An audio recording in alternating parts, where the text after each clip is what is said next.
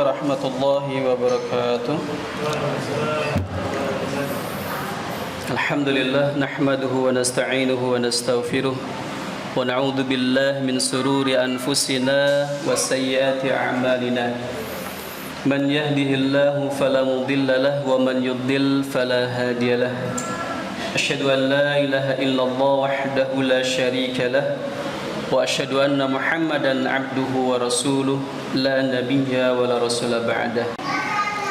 Ya ayyuhalladzina amanu kutiba 'alaikumus shiyam kama kutiba 'alal ladzina min qablikum la'allakum tattaqun. Para jamaah salat tarawih yang dirahmati Allah Subhanahu wa taala, puji syukur kita panjatkan kepada Allah Subhanahu wa taala atas limpahan nikmat yang telah Allah berikan pada kita semuanya. Terkhusus Allah perkenankan kita bertemu lagi dengan bulan Ramadan, dan ini adalah suatu nikmat yang tidak terkira, dan kita sebagai hambanya patutlah untuk memaksimalkan apa yang sudah diberikan oleh Allah Subhanahu wa taala. Dan alhamdulillah juga kita di Indonesia dengan aman dan tidak ada rasa was-was ataupun khawatir di tengah puasa pada tahun ini, karena di sana saudara kita di Palestina, mereka sedang dalam kondisi yang mungkin tidak baik-baik saja, dan kita sudah paham semuanya tentang Palestina. Kita berdoa pada Allah Subhanahu wa taala, semoga ujian tersebut bagi mereka para rakyat Palestina Allah segera angkatkan. Allah berikan bantuan kepada para mujahidin dan Allah menangkan Palestina dari musuhnya. Amin Allahumma amin. Salawat dan salam semoga tercurahkan kepada Nabi kita, Rasul kita Muhammad sallallahu alaihi wasallam, juga pada keluarganya, para sahabatnya, serta pengikutnya yang tetap istiqomah hingga akhir zaman. Jamaah sekalian rahimakumullah, pada kesempatan malam yang mulia ini, marilah kita sedikit mengkaji sama-sama tentang ilmu kehidupan dari lebah. Sebagaimana hadis Rasulullah SAW yang diriwayatkan oleh Imam Baihaqi dalam kitabnya Syu'abul Iman, hadis nomor 5767,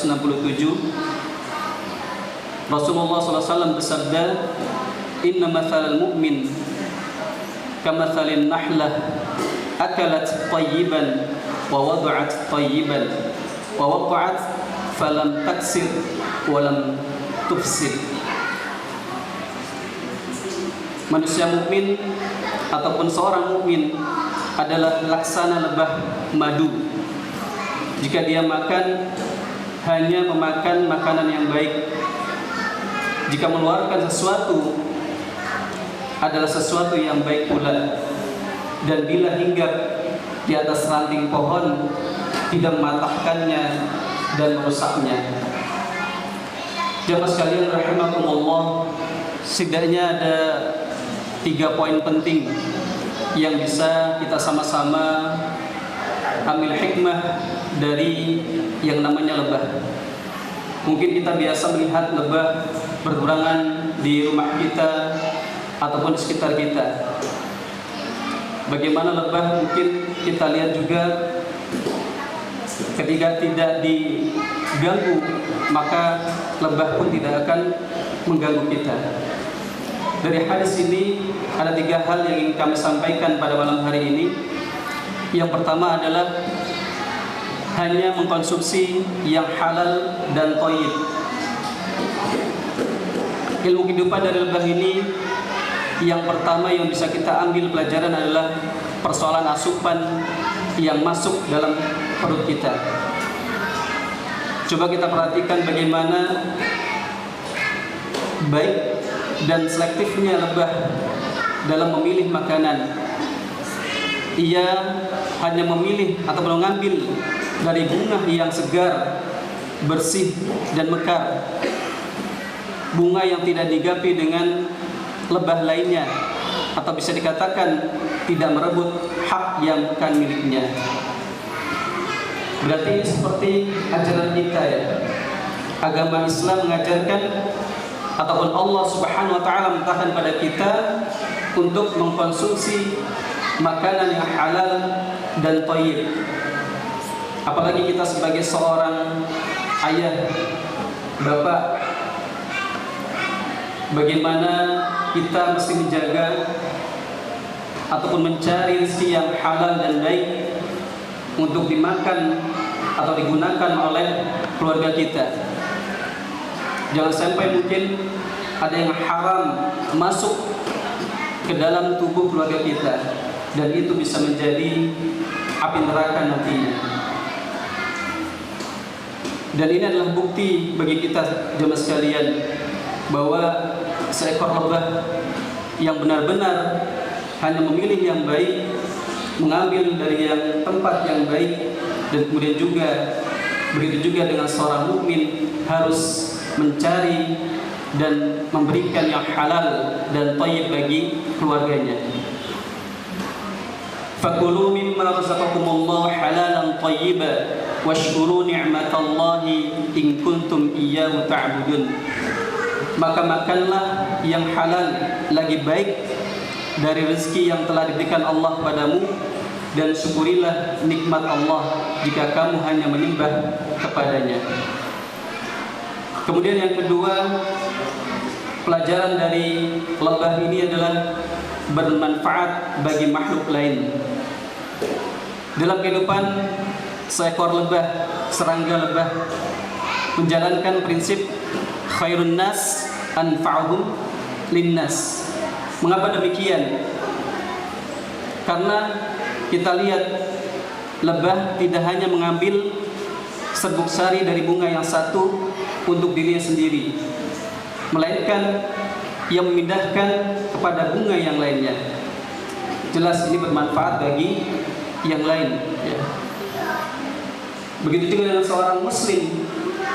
Kalau kita ambil pelajaran dari lebah ini, maka ketika kita berada dimanapun, maka harus memberikan hal yang baik bagi sekitar kita. Dimanapun kita berada, itu pasti dan harus. Kalaupun tidak kita memberikan materi, kita bisa memberikan tenaga, ataupun kita bisa memberikan suatu pemikiran ataupun masukan di sekitar kita.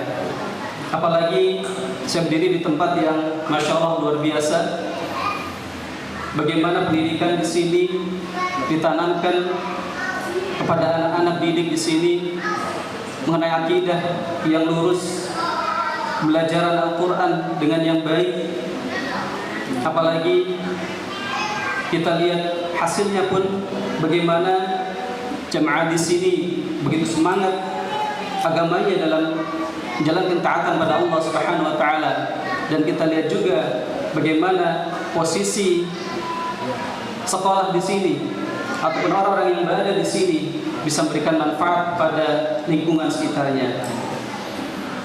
Semoga saya doakan orang-orang yang berkecimpung di dalam lembaga ini, bahkan yang mungkin paling ringan dalam mensukseskan lembaga ini, Allah limpahkan pahala yang sangat besar. Amin, Allahumma amin. Kemudian yang ketiga, pelajaran dari seekor lebah adalah tidak merugikan orang lain.